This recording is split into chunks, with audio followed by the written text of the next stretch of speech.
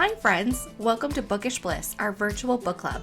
Every week we will dig into a section of chapters in our favorite books. Let's get started. Hey book besties, and welcome back to Bookish Bliss for episode 80. We have a lot to discuss today. We are continuing our journey through Sarah J. Maas's Heir, and this week it is all about our final thoughts. So you do have to read the whole book to listen because we are going full spoiler mode. Amanda, darling, what are you drinking? Not tonight, not this afternoon, but at 7 o'clock this morning. Yes, I am drinking coffee. Vanilla with a shot of milk, no sugar, extra bold. Whoa. How about you, darling? I am also having a coffee with, very good. It is a banana nut flavored from Mary Lou's. Wow. And I have a little bit of oat milk in here and my Vital protein. Nice. Yes. So cheers, darling. We're going to need this. Cheers to our first early morning recording with my puffy eyes. We've done morning, but not this early. Yeah. I should have done the double shot. Sip. Yeah. I was like, I thought. Woo! My brain just woke up. I also would like to preface that I went out to dinner last night for my friend's birthday and did not get home until 1:30 in the morning. Well, lucky I slept or set the wrong alarm because we were going to record at a normal time today. Well, not like normal, but like normal earlier morning time. Later in the morning. Yeah. Yes, because we are busy gals and Amanda's leaving me for a couple of days. I'm going on a bachelorette. Woo! And then I got invited to go to the Patriots game today, even though it's going to be awful weather, but it's the season opener, and I was like, I can't pass that up. So I was like, no. Bitch, we're gonna have to record early. So can we record at 6 a.m.? I'm like, oh, okay. Well, that way you get all your lovey time with your boyfriend, and my boyfriend's coming home before I leave, so I'll be a couple days with him. Yeah, and then I get to find my future boyfriend. At the Patriots game. I like it. I like a Pats fan for you. I think I would like not survive dating someone who wasn't a Patriots fan. True. But no, I'm really excited. But yeah, my alarms, obviously, I have all my different numbers set for different things. But I thought I clicked 6 a.m., but I really clicked 7 a.m. So I text Amanda, I'm like, I'm up now. She's like, I know. Bitch. I woke up at 6, but mostly because I couldn't sleep knowing that I had to wake up in a couple hours. Once it hit 6 o'clock, I'm like, Megan hasn't texted me yet. 6:15. I'm like, I think I'm just going to wait for her to text me. I know. My phone was on loud too. Like I never shut the sound off last night. So like if you had texted me, I probably would have been like, I know. I needed the hour though, so I didn't. Yeah. I was like, I wonder if she's still sleeping. So if I text her right now at 7, is she going to wake up? But you did. And I was like, yeah, okay. I know. I was like, ugh. We were both like, should we get up? And then you're like, when else are we going to fucking do this? So I know. We have book club tomorrow. We are dedicated to Bookish Bliss. We are. And our own lives. You better fucking appreciate this. Watch this episode. Do we have any bookish news before we discuss final thoughts? Do we have any bookish news? I have something to tell you. What? Kyle told me last night, who's also another one of our friends that loves fantasy books. She went to Fourth Wing night at Fenway and got a fucking jacket. I was like, what? She didn't get a book, she said, or she didn't get to meet Rebecca, but she said she got a jacket. I'm like, damn, why did we go? I know. We talked about it so much, and then it was sold out of like the books and whatever. Like it sold out like instantly, just like I tried to go to Colorado to go see my cousin Maggie and Rebecca, but it sold out like pretty quickly. Like we could have still gone to the game, but like we wouldn't have gotten any of the merch. Yeah. I also saw people, and this is kind of disgusting, are reselling the books and jackets for like $850 when I think they were only like 70 something dollars to Wow. get the package. 800? 50. Some are like 500. I mean, I've seen some at 250. Like That's you're, crazy. I don't know. People are I think disgusting. that's just yucky to like profit off of something that other people would cherish and like appreciate. Exactly. Why did you need the ticket to go to resell when I could have had the ticket Yeah. to go and buy it for myself? This is how we were feeling when we tried to get the Target Onyx Storm edition too, and then we saw people reselling it at disgusting prices. Ridiculous. So just wanted to put my 2 cents in on that. Like obviously if you want to make a little bit of a loses. profit, do it, but not $850. Yeah. It's not worth $850. I hope nobody buys it. I No know. offense. I saw someone I love the purchase jacket like and I a want it. $450 one though, and I'm like, oh. $450. I mean, if you're rich, I guess.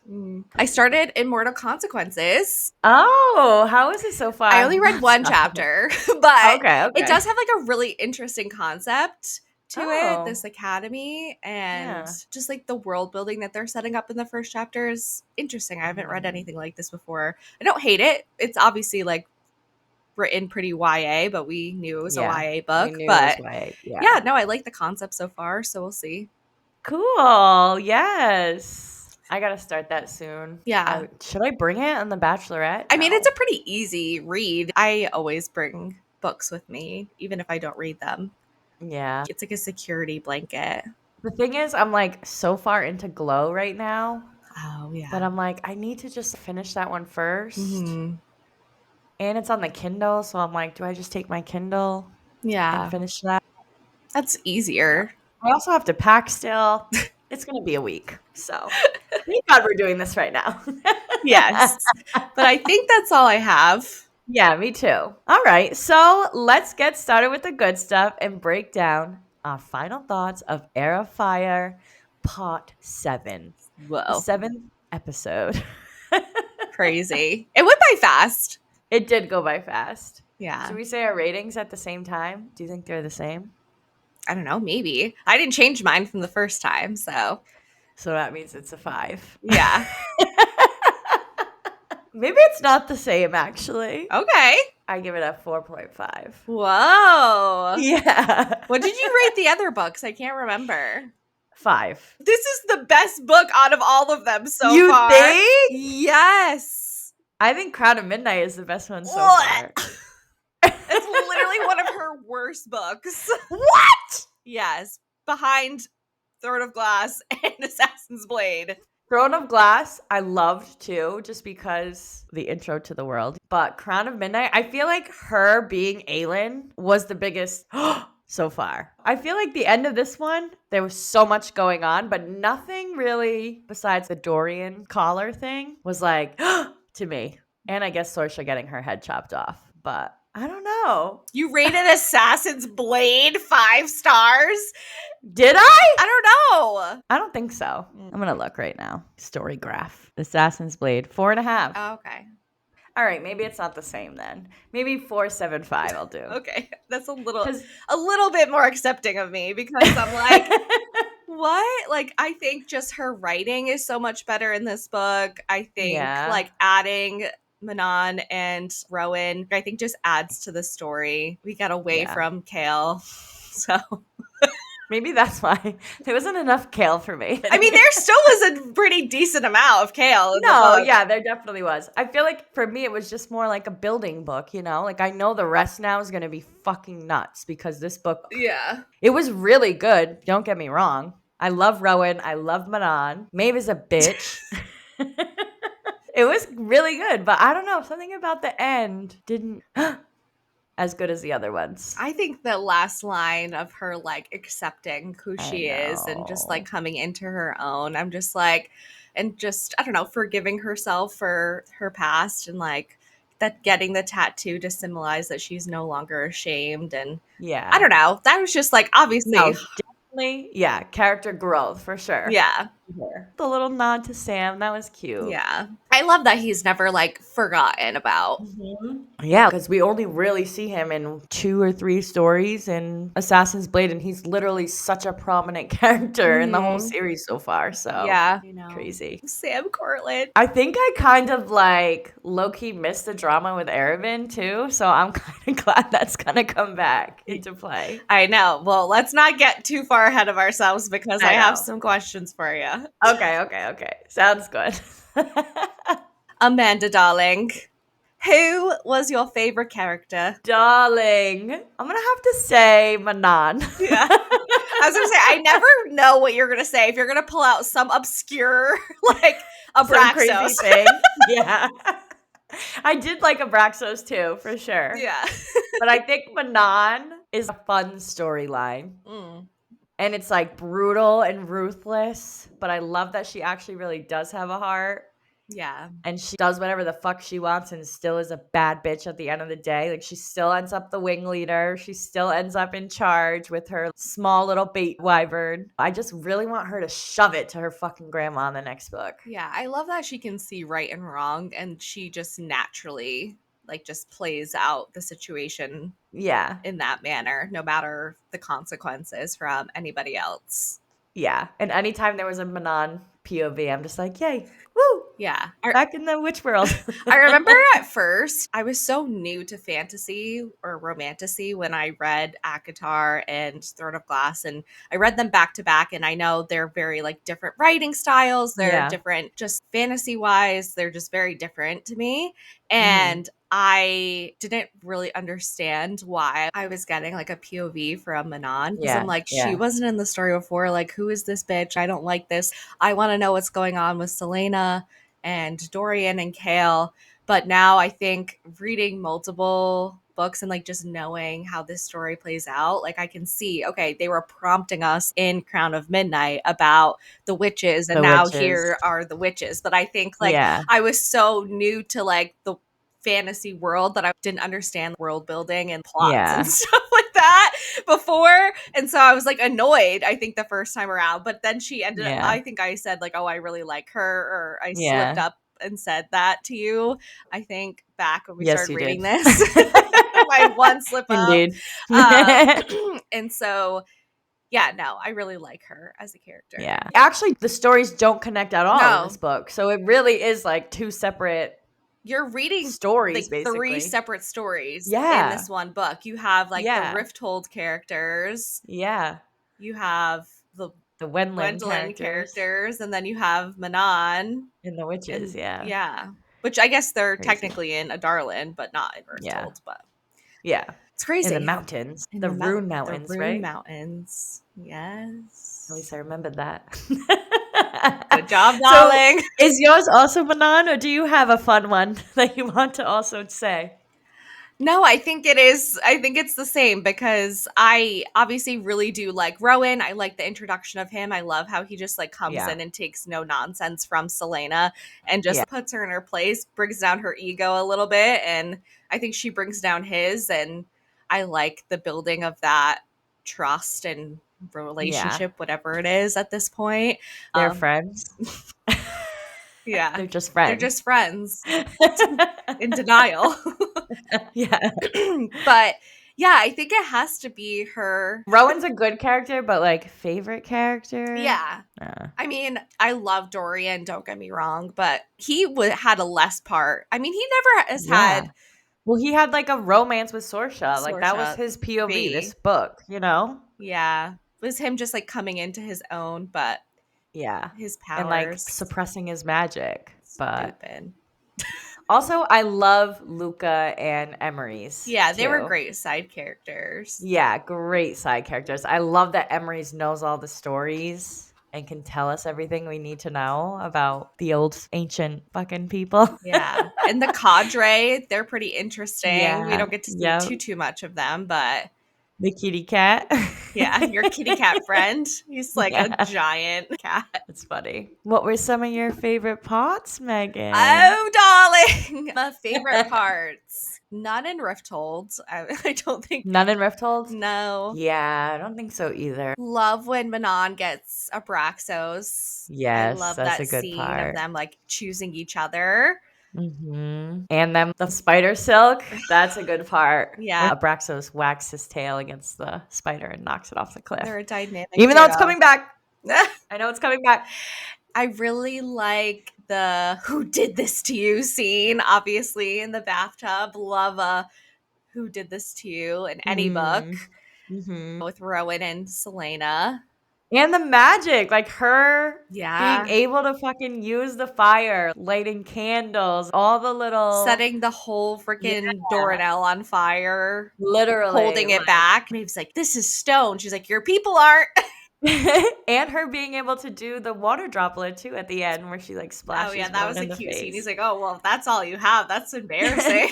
Yeah. I love the end when she's like, "I'm Aelin Ashriver Galathinius, and I will not be Yeah. afraid." And anytime they So say tight. that, I'm just like, I know. "Zap!" I know. Save me too. I love when she's like about to face Maeve and she's like, I'm a fucking queen too, bitch. I ain't gonna bow to no one. I'm like, oh shit. Hell yes. Here comes Aelin, Yeah. Galathinius. Mm-hmm. Bye, Selena Scaredy Cat. Aelin Ashriver Galathinius is back, baby. Adian too. We didn't give him enough credit just now too. I feel like he was a good character as well. Yeah. Adian. It went over my head completely that he was actually a good guy at first. Which is crazy because I'm usually really good at figuring shit like that out. You're like, I don't brain like him. damage. I'm like, maybe you like he's just an asshole.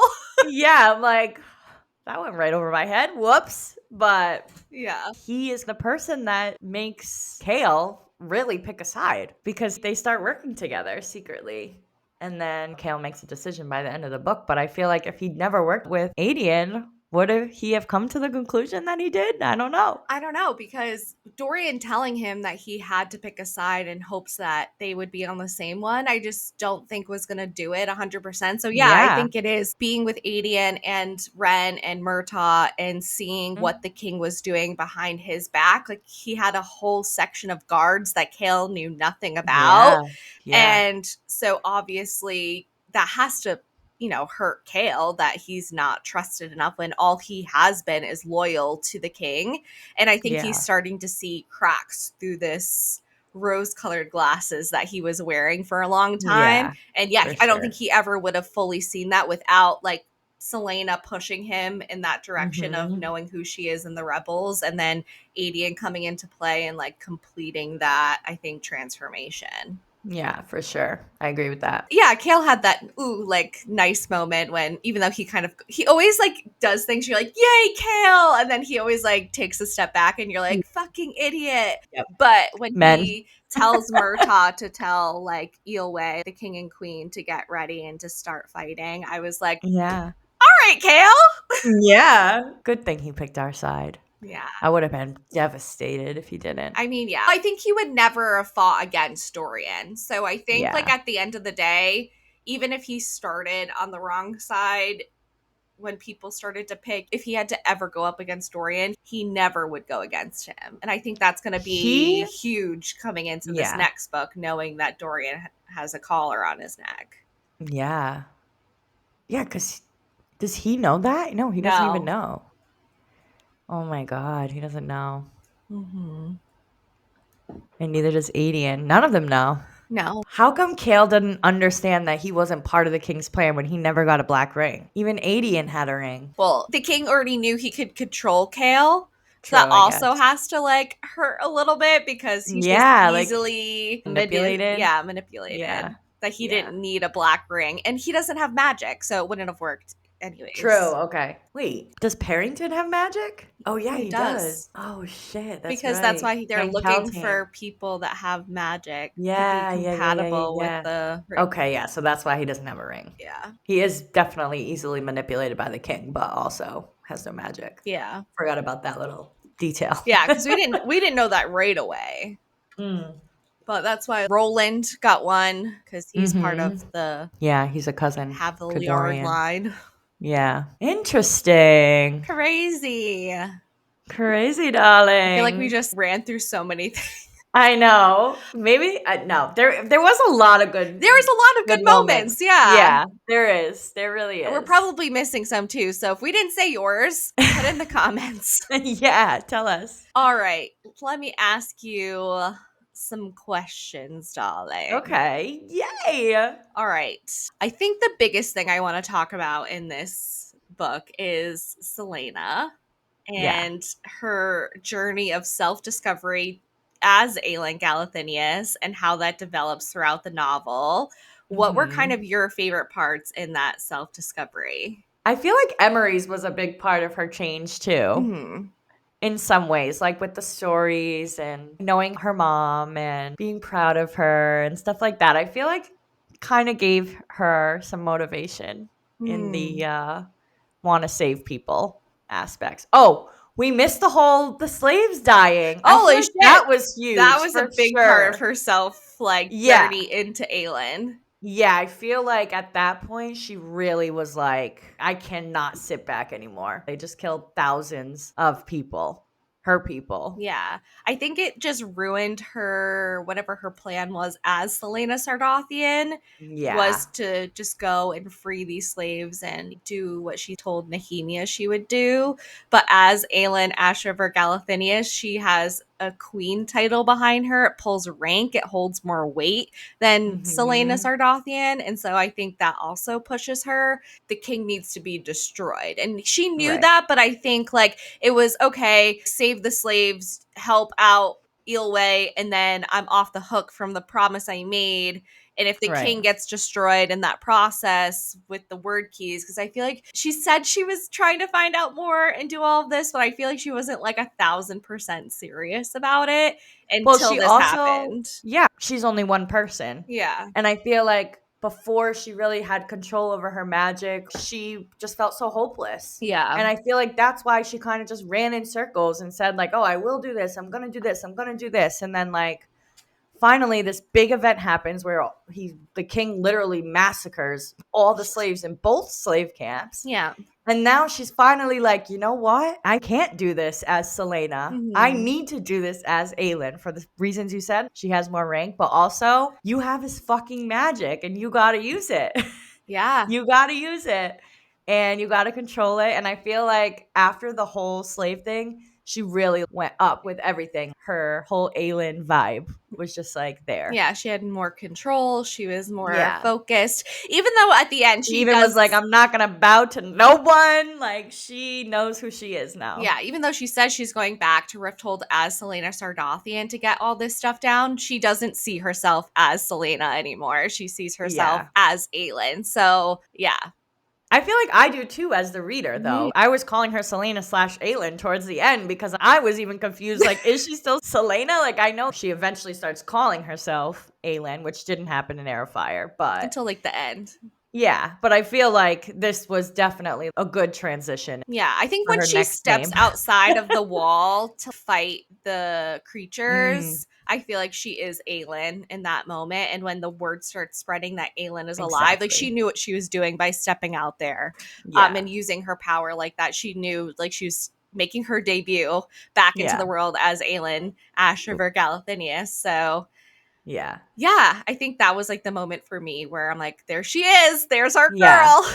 For sure. I agree. Yeah. I do want to talk about the Valg. That was actually a twist I didn't see coming, too. The Valg being those creatures. Because we do learn about the Valg. Is it in book 1? Yeah, I think so. Yeah. In book 1, about them being like the ancient enemy or whatever. Yeah, the battle that Brannon fought, and then also his daughter had to fight again with the first king of Adarlan, Gavin. I think, oh, well, they're fought. They're done. But nope, they're still here. I guess I should have picked up on that because, like you said, Brandon fought, then the daughter, like, so they came back, kind of foreshadowing there that they were going to come back. Yeah, and the word keys are still in play, so technically the gate can still be opened. And so I think that's why it like makes sense that the Valg are still around, because Yeah. the word keys aren't back in the They're still gate. back. And Yeah. then you have different aspects of Valg that are still in the world with the Iron Teeth witches, because they're part Valg and Fae. Yeah. Right. The Yeah. witches are all Valg and Fae offspring, but the Iron Teeth take after the Valg ancestors, but the Kraken resemble their Takes after the Fae. Fae. Yeah. Okay. So Yeah. that's the difference between them. So yeah. And good and bad. So the Valg are still, even if we didn't think they were still here, their offspring still is with the witches. Yeah. The Krakens are good witches? I don't know. They're described as like beautiful and better. I don't know. They're still a Because we don't witch. know any Kraken witches, right? No, we don't know any specific. I mean, we see one with Manon at the end of Yeah, Air because of she has to Fire, but have a I'm robe. just Yeah. saying that they, pity them because they are made this way. Yeah. They're not born this way, which is True. true. So, I hate the grandma. yeah. I hate all the matrons, honestly. They're all fucking ruthless and annoying. I think they're all ruthless, but I think the blue bloods are more level headed than Yeah, the yellow legs and the black beaks. for sure. And they do kind of keep themselves separated from the others as much as they Yeah. can. And I feel like Iskra was friendly. Petra was Not friendly, but Petra was Petra. friend. Petra, sorry. You're right. Petra. Yeah. Iskra was a fucking bitch. Yeah. No. Yeah, Petra was like always trying to have an alliance almost with Manon. Yeah, I think she knows that the yellow legs are a problem, and it's Yeah, better to have Manon on her side than also fighting against her on like a different true. battle where she has to watch her back on both sides. And I feel like Yeah. Manon knew that Petra is a threat, but not one that needs to be looked at too deeply at the moment, where Yeah. Iskra really poses a big problem. And even going into the next book where Manon is flying with half the Legion to Marath, and you have Mhm. Iskra staying behind and in charge there. So that's a little And the petrifying. grandma's staying behind, so what the fuck is going on? The evil ones are all staying behind? I mean, I wouldn't say that the ones flying with Manon are not evil. No, I know, but like we know Manon has a heart or a soul I or think the whatever. only people we could ever trust to do the right thing is probably the 13, because Yeah, Manon has control over them and they just will follow her blindly. But I yeah. wouldn't say that any of the other Blackbeaks would do what Manon says fully. Yeah, they obviously follow the matron who's Yeah. a What do you think's going to happen now? Just talking, kind of recapping the Valg. Like, where do you think the story plays out with them? I feel like we're gonna get an evil fucking dead warrior battle scene Whoa. with the Valg.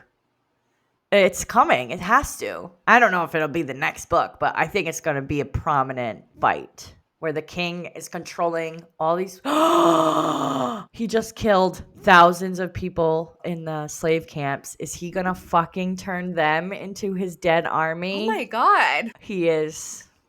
He fucking is. I have goosebumps. If I just predicted that, I should win $1 million. I don't have any money. I'm not making any I'm just kidding. bets with you. Dude, that's definitely happening. That's definitely happening. We don't fucking learn that he can summon dead people into this crazy goddamn Well, army if he has for no all reason. 3 keys, he can bring the dead back without needing Yeah. callers. And the fucking ring she just gave Maeve definitely is a word key. And she's going to give that to King. And he's going to have all 3. It's happening. Did I just spoil the whole rest of the series for myself? Maybe. No, I'm just kidding. That is definitely happening, though. You cannot convince me otherwise. So, if you've already read and you're laughing at me, I can't wait to be laughing with you. All right, moving on. Speaking of Maeve, let's talk about her. Okay. How does Maeve's character and role in the narrative affect the story? Well, I think I was kind of intimidated by Maeve at first, we Mhm. know she's ancient. They usually have a lot of power. She controls this whole city of magical creatures. Mhm. And she's enslaved Rowan and his whole Cadre. cadre, yeah. But then when Selena was like, I'm a queen too, I'm not going to bow down to no one, I'm like, okay, she's going to put up a fight for sure. Then she sets the whole city on fire. I'm like, this bitch is nothing. Well, but I think it's interesting that we go into this book not knowing Maeve's personality or her character. Yeah. And yeah, it's like nerve wracking. Like, oh, we're going to go meet a queen and she's Fae and Yeah. what is going to happen? Like, it could have But we kind of gone had one a or two little ways. idea. Yeah. I think we had a little idea because we knew the whole family dynamic with like the mom taking her I don't away. think we knew that until We this didn't? book. I thought we did know that. No, because we didn't know that the mom didn't want her to go back until she's in that first scene True, with I guess. Maeve. Yeah. That's when I was like, oh, like maybe we should be even less trustful, Yeah. less Well, then trusting. Emery starts telling us all these stories that makes her hate Maeve. Yeah. Well, And then she obviously was Rowan. always heard her mom saying, like, I'm not ever bringing her there, blah, blah, blah. But, like, we Yeah. don't know that until she's in that first scene with her. So, obviously, she was like, I need to go see Maeve. So, that's all we really knew. Right. And then as the story just goes on, you just, like, trust her less and less and less till you're like, ew, this fucking bitch at the Yeah. end. Yeah. Definitely. But also I feel like I thought she was really powerful or evil. Like she just needed something from Selena because she could have so easily been like, Rowan, sicker. I don't know. I feel like we didn't see her full potential yet. Mm. But also, I feel like Selena has come into her own so well that she can handle it. Like, Aelin can handle her for sure. So, She's definitely not the last we've seen of oh, Maeve. I believe that 100%. That ring is definitely a word key. I'm convinced. I'm convinced. The dead army's coming with all the fucking slaves. Oh my God. All right. Do we want to talk about Abraxos? Okay. I loved the part where Manon gets thrown into the pit and Abraxos saves her. I love an underdog story, Yeah. but also the heart of a champion. Yeah. And he's just so simple, likes to sniff flowers. He's like so well rounded. Yeah. He's so funny. And he was born and bred as a baby. So now I he's know. literally the wing leader's mount. And he has like a whole new look. He's got iron teeth, iron fucking spikes, Spider silk silk wings. wings. Yeah. It just goes to show you that it's not all about how you start. It's about Literally. your character, your strength. But I feel like without him too, Manon wouldn't have even really come into her own like Oh, for sure. softness, you know? Like I feel like a lot of the things she does is because of Abraxos and his feelings. Yeah, I think she just saw someone who was really born to fail and throughout everything was so determined to be something that he wasn't meant to be and succeeded that she was really taken aback. And it's probably the first time she's ever seen anyone overcome something. And I Yeah. think that really just opened her eyes into maybe we're not all as we appear to be. Maybe there is Yeah. more depth to all of us. Yeah, she probably kind of saw herself in Abraxos because Abraxos is like used and abused. And I feel like the grandma kind of does that to her. Yeah. And like every decision she made, she's like always talking down to her and always like saying she's a fuck up and she's embarrassing her and shit. And obviously Abraxos shows so much heart. So she's like, you know what? I can too. And I'm going to do this. Mm-hmm. And they do it together. I love them. You're always stronger when you have like a purpose too. And I feel like her purpose is Abraxos now. Yeah. And I At think least one of her purposes. Yeah. And I think having the 13 really helps too. Yeah, for sure. They're a Her strong second and group third and yeah. because even though Astrid should be loyal to the matron, she's Yeah. more loyal to Manon than anything. Yeah, which is good. We're going to need that. That fucking bitch is evil. She's doing something with Iskra, staying behind. I mean, yeah, I think all the matrons are staying behind. I don't like that. Why is Iskra staying behind with them? They're like, you're the most ruthless. You don't have a soul. We need you to step up, even though you're not wing leader. Is this a whole ploy to get her away? I don't know. Is the grandma gonna go against her? I just feel like she hates Manon. How are you not proud of her? She's the fucking wing leader. She did literally everything you asked. Maybe not the way you asked, but she did it and she's still not happy. I feel like she wants her to fail. Sometimes, no matter what you do, you'll never make someone happy. True. I don't like that. I don't like whatever they're doing there. No. Do we find out in Queen of Shadows? Yes. Maybe. I think so. If not, I don't know. Okay. I don't remember.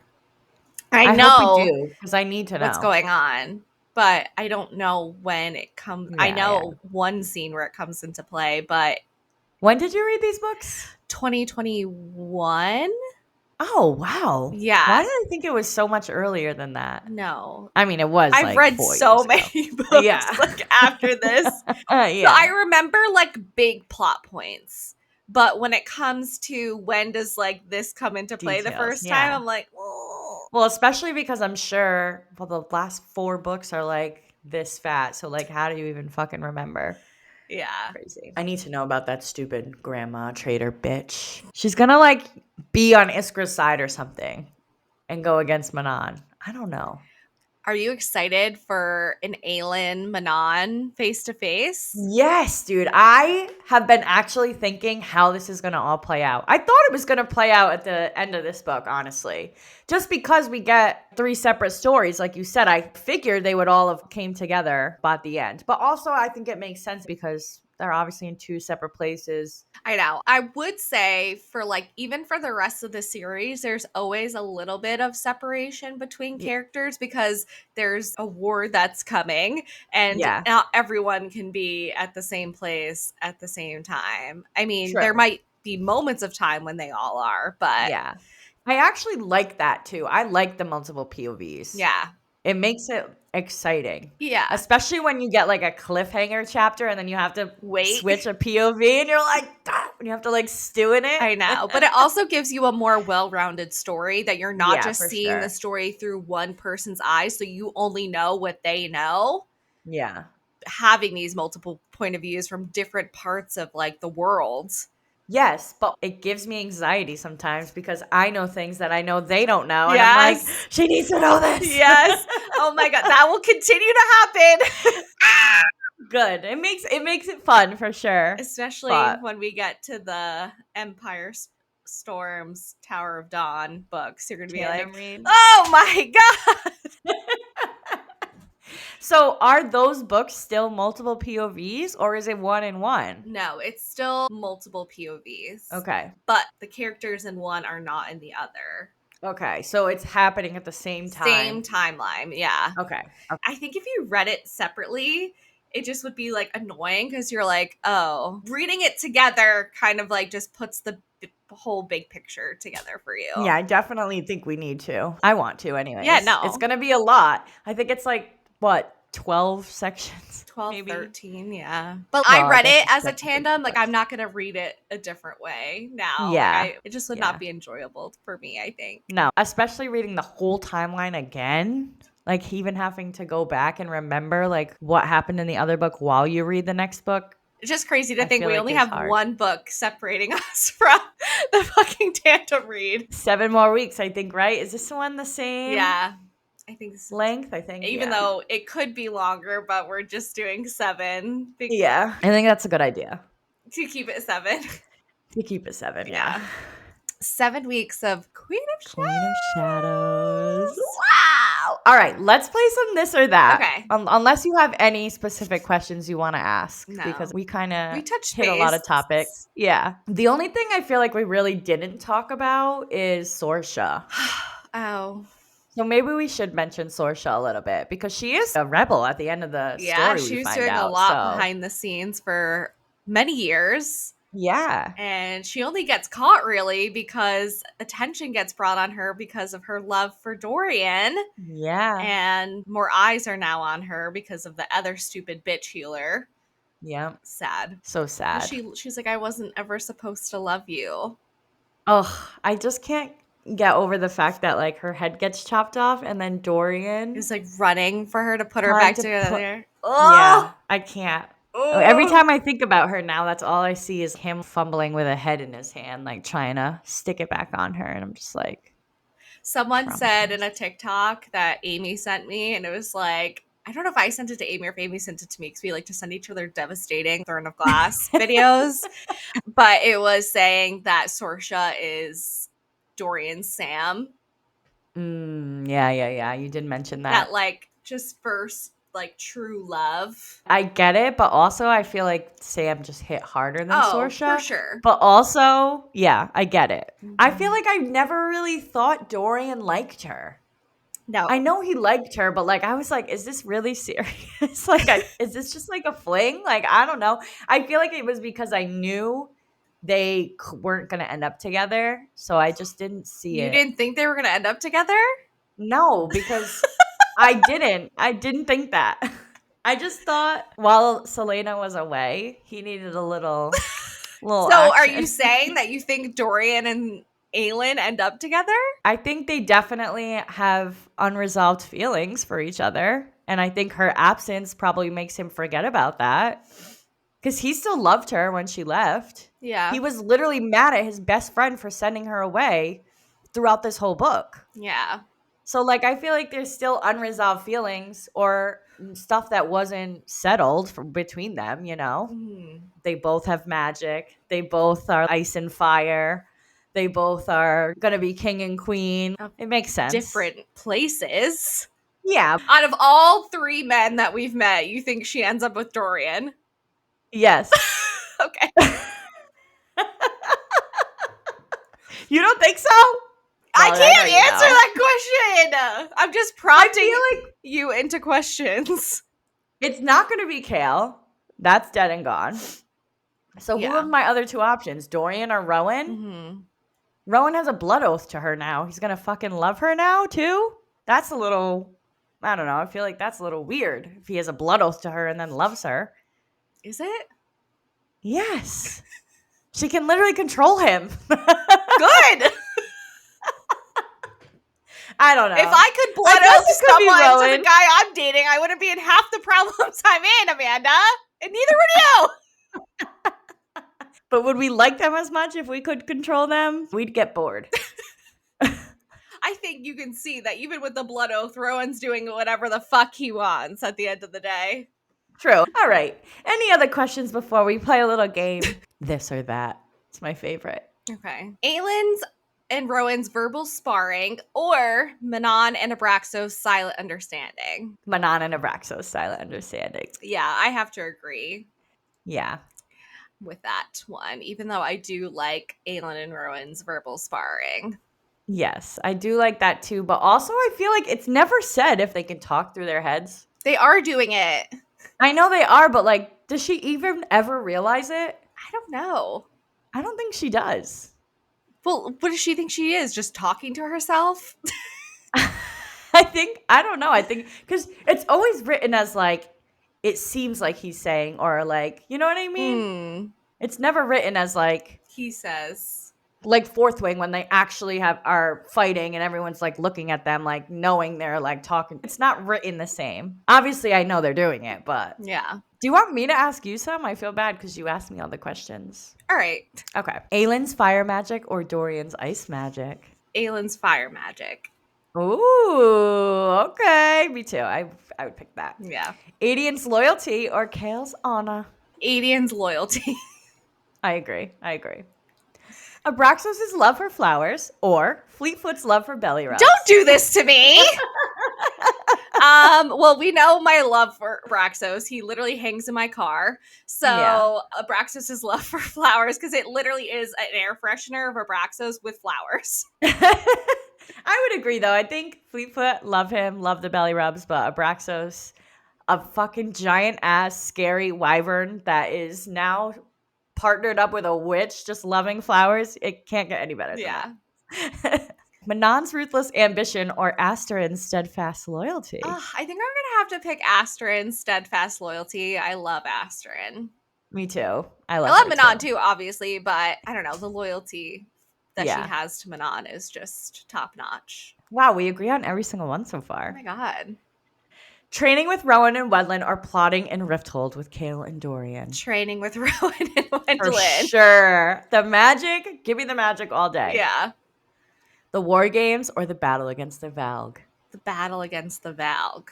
Me too, yeah. I feel like the war games was an interesting scene. Yeah. It wasn't as dramatic as I think it could have been, but also she gets the whole saving Petra part. Yeah. which I feel like is going to definitely come back to bite her in the ass. But I think that battle against the Valg just really puts the plot forward or gives us more yeah, of like like who giving are the bad Aelin guys that purpose. we have to Yeah, look out for. exactly. All right. Living in the Fae Fortress or living in the Glass Castle? Living in the Fae Fortress. For sure. Not With living in the Emery glass Zaluka? castle. The only thing I miss in the No. glass castle is more. True. More. That's it. Yeah. Truth from Maeve or power from the word keys? Power from the word key. For sure. We need those more. Fuck Maeve and her truth. Yeah. All right, let's get on some relationship-based ones now. The friendship between Kael and Dorian or the friendship between Selena and Nehemia? Kael and Dorian. Kael and Dorian, yeah. Aelin's past with Sam or Rowan's past with Lyria? Oh, Aelin's past with Sam.